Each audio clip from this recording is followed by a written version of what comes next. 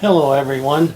Today we're going to talk about gerrymandering, and it's a very important issue on way they set the congressional districts for the House of Representatives and determining on how many representatives each state's going to get for voting. But before I start that, I would like to say a few things about the various medias like Facebook and YouTube. Today, there's so much information that you can gain on doing research on various websites. You could get like the Supreme Court documents. You could get full videos on what various politicians are saying, and very good information on how people, politicians and government and the law says about things. If you're going to rely on the particular media, like the big three medias on TV or the various mainstream websites that have report on happenings in the political world, you can be very well misled. Even NPR, for instance, has people who contribute money for the station, like the Koch brothers, for instance. Now, Koch brothers sponsored various scientific programs, and so you probably won't be hearing very much on NPR on giving a unbiased opinion on what the Koch brothers are doing.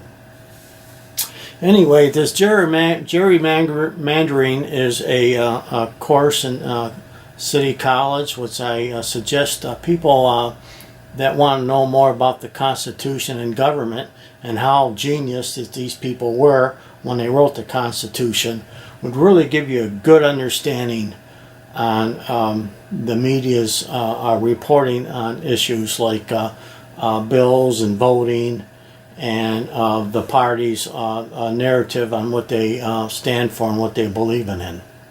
So the first thing I'm going to start with gerrymandering is a person, a governor of Massachusetts,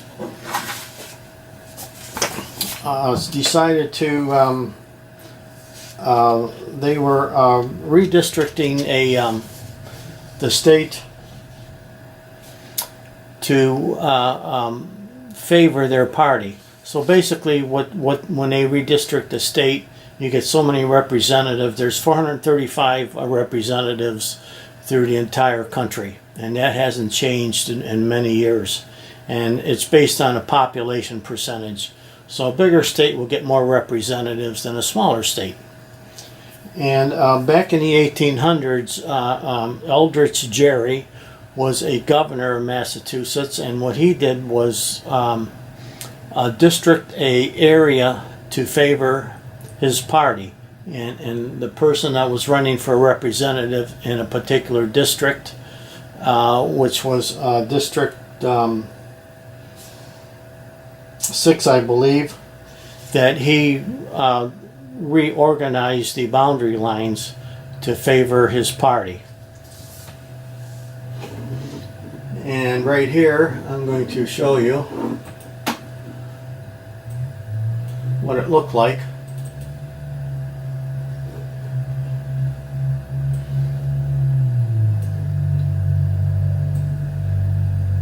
Okay, right here is the district here, and somebody kind of like mocked up the drawing a little bit. It kind of looks more like a dragon, but basically gerrymander was a favor a particular party for districting. He drew a district boundaries here that resembled a salamander. It looks sort of like a dragon to me or something. But anyways, that's where the word gerrymander came from, was a person districting and boundary an area here that looks like a salamander.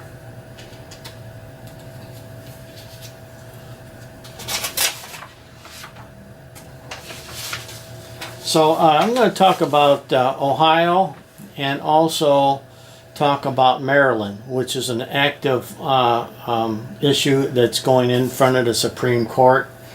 we're in late March, and a week from now that the Supreme Court is going to hear arguments on District 11 in Massachusetts.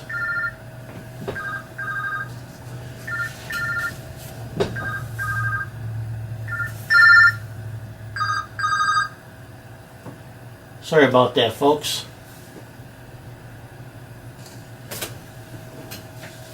Okay, in Ohio, District 11, where's the district that I live in, the representative in district is Marcia Fudge.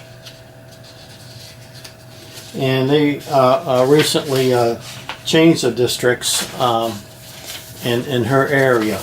And her former district was mainly considered mainly in the Cleveland area, and if you can see here, this area in Cleveland is District 11, and basically it's the metropolitan area in Cleveland and handles various suburbs. Now this particular area is primarily Democratic voters, mainly a Democratic area. And then later on,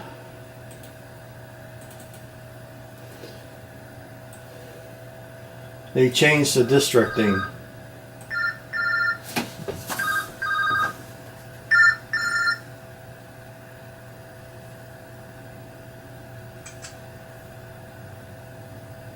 Let me fix this phone over here. Sorry for the inconvenience. Never thought I was so popular. Okay, so what they did here is they redistricted this area. And the first district I showed you was done in 2003, and this districting lasts 10 years. Every time they do a census, then they can redistrict their state. So this was the first district I showed you was good up to 2013, and then from 2013 to 2023 they redistricted the area. So it shows here the original, like the original one I showed you, the Cleveland metropolitan area, and then the district goes down and it goes through some suburbs. You see it narrows here. It doesn't take care of the whole city. It's Seven Hills, Independence, and runs through another area. I don't exactly know what that area is, like Hinckley, Ohio and stuff. And then when you get down here to Akron, it pretty much covers the metropolitan area in Akron. Okay, and there's a reason why I'm showing you these pictures.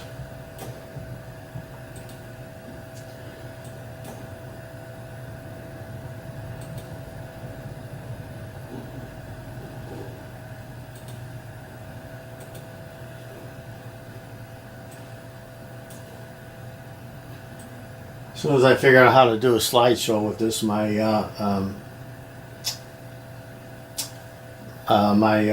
presentations will be a little more accurate. Bear with me, folks. Okay, there are 16 districts in Ohio, and those are the House of Representatives. And it shows by district here.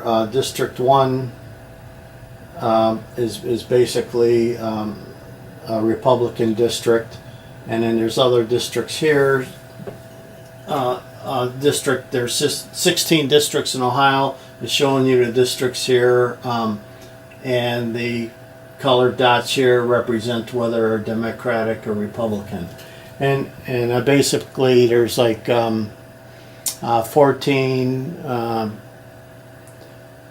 16 districts in Ohio. There used to be 16 districts, but they lost population. Ohio's population gotten smaller, so they had to redistrict the areas. So they went from 6 Democratic districts into 4 Democratic districts. So that's like a recap of the districts. And over here in District 11 shows Marcia Fudge as being the House of Representatives for that district.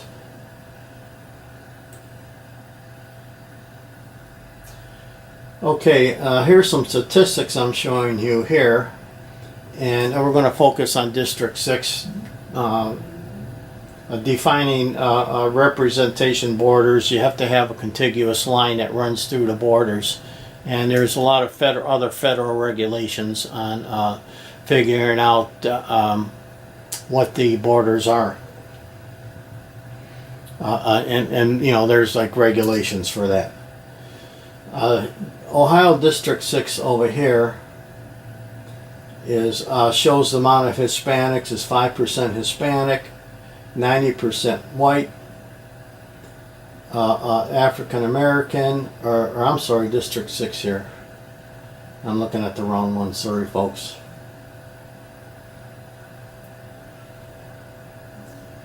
District 6 here is 94% white, and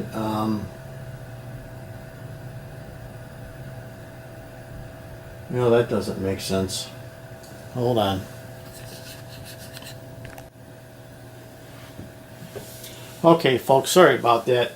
Marcia Fudge's district and my district is District 11, and we have 52% African Americans in that district, 30% white in that district, and very small percentages of the other districts. Now, traditionally, African Americans vote Democratic, and the Democratic vote is divided up between the whites. And basically, Hispanics, most of that group is Democratic.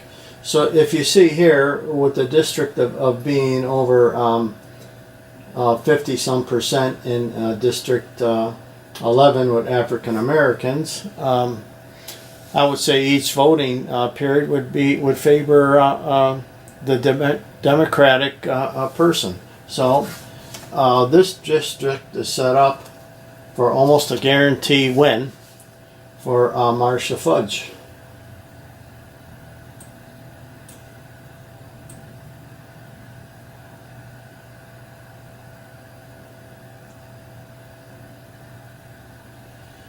Okay, I got some other. Okay, here is where Marcia Fudge. She has been representative for District 11 in Ohio since 2008 up until the current year. There are two periods here in 2008 where she ran unopposed. In 2012, she ran unopposed. And then the other four times when a Republican ran against Marcia Fudge, the Republican only got anywhere from 20% to 14% of the vote. So here, if you're a Republican and you want to run in District 11 for a representative, you'd be wasting your money and your time, because there are heavy Democratic voters in this district. So what we have going on here is that this appears to be an unfair scenario for District 11 because there are far more Republican voters in Ohio than Democratic voters. So even though that Marcia Fudge wouldn't probably ever say anything about her district being gerrymandered, because she's guaranteed a job for life, and she's basically tenured in to win every election. But is it fair on the overall voting jurisdictions in Ohio? Because they can probably gain another Republican or another Democratic seat in Ohio, which would give you more representatives to to represent in Congress as far as a Democrat. So I would say that Ohio District 11 is pretty unfair. And then the two cities from Cleveland to Akron are on the top 5 largest cities in Ohio.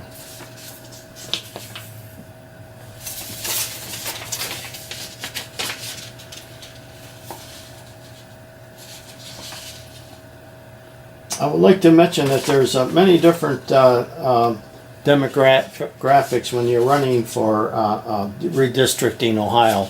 Ohio pretty much, all the states pretty much have their own way to determine the districting in the state.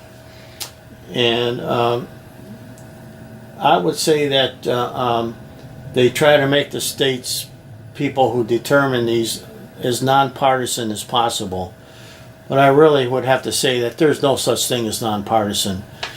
Maybe the only place where no one will take sides is maybe the referees in a sporting event. But something like politics, I think everybody has a certain amount of bias, and it's pretty difficult to be unbiased in determining things like districting in the states.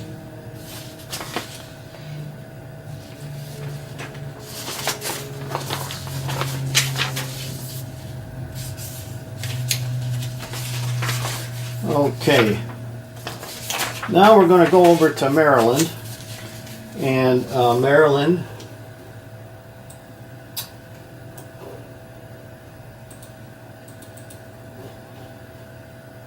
I couldn't really find a great map for Maryland showing the districts, but in this area this is District 6. And District 6 is being debated in the Supreme Court as we speak. And like I said, the case is coming up on March 26th. Now, throughout history, many politicians have debated or took to court districting, and it has reached the Supreme Court. And almost every time the Supreme Court would kick it back to the lower courts, the federal courts, or tell them to redistrict the area to make it more fair.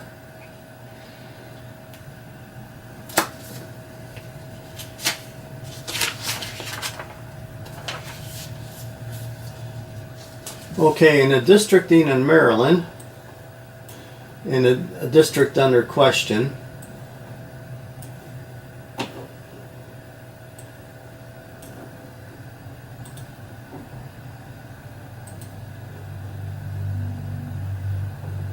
as soon as I can find it, bear with me, folks. This is the case of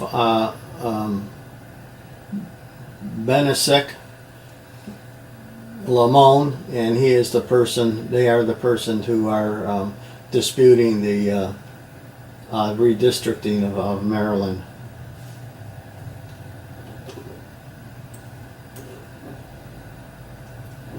I have a table here, which I'm looking for right now. Okay, this table here, and I got the website, will be at the bottom of the presentation if you want to check the things out for yourself. I came up with this table in a compilation of 4 different tables. And over here in Maryland, there's one Republican district. So unlike Ohio, Ohio has 14 Democrats and I think 4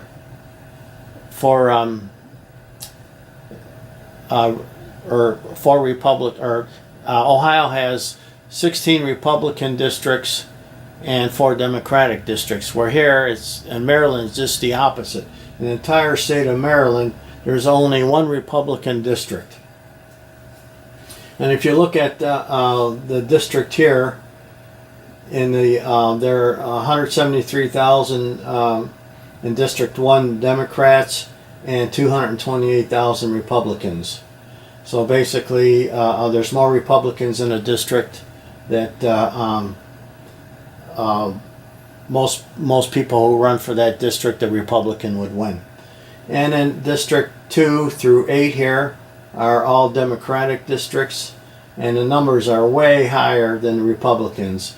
District 2, 274,000 to 106,000 Republicans.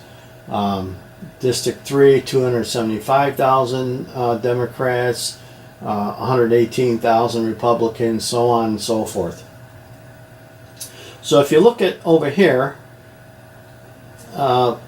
in 200 and there are 2,173,000 Democrats and 1 million and basically 1 million Republicans in the state. So basically the ratio is 2 to 1. So I don't care how you set up these states over here, is that the state is primarily a Democratic state. One interesting thing here is the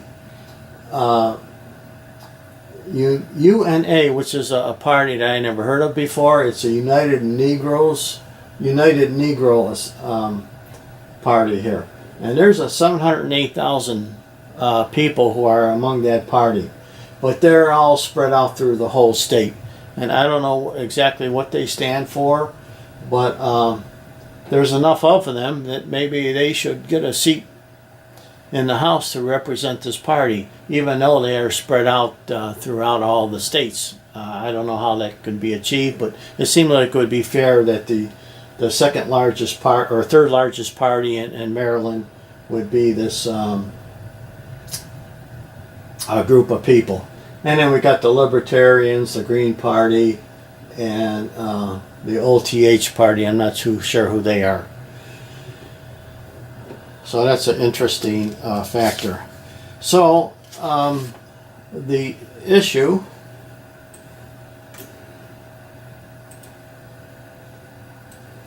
that's gone into the Supreme Court, and you can actually look up the arguments and things on this, is they're complaining that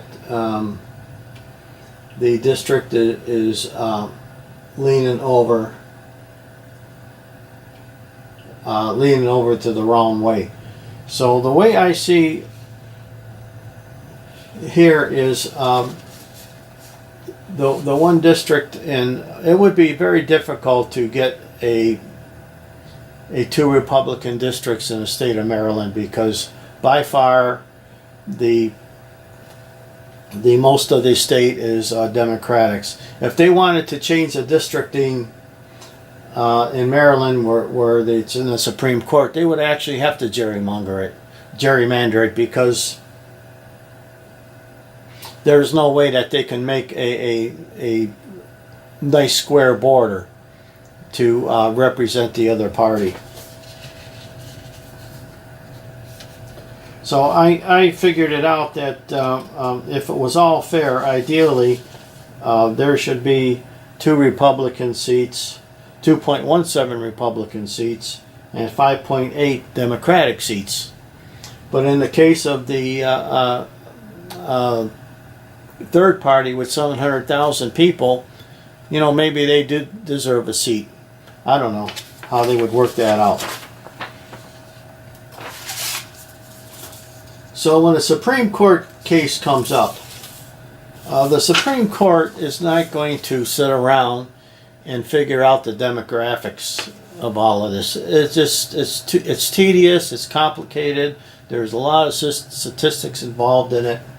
So I just can't see the Supreme Court making any decision. I think they're just going to flip it out to, again, to some other court or somebody else to figure that out.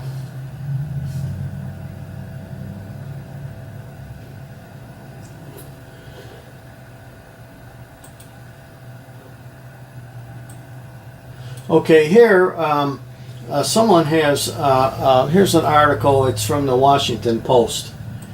And what they're saying is that a computer programmer had solved the gerrymandering problem in his spare time. Well, here's a problem with program models. As I talked in a previous video about global warming, there's 32 different models, actually 33 different models of predicting global warming. And the 32 models were, as they tracked the models in time over time, they didn't work. They were too aggressive. And there are a lot of factors in the equations that the people use. And as Neil deGrasse said, you can manipulate data to do just about anything that you wanted to see. So the person here is that made this program. He shows examples where his program made boundaries in it. And the boundaries do look pretty good here. I mean, they're pretty contiguous. You know, they're not square. They're not like small areas going into large areas. And I think this is one of them's, here's Maryland. He redid Maryland. And showing the before and after pictures and that. And here's another district here in North Carolina, which looks really gerrymandered up. And then here's his new one showing the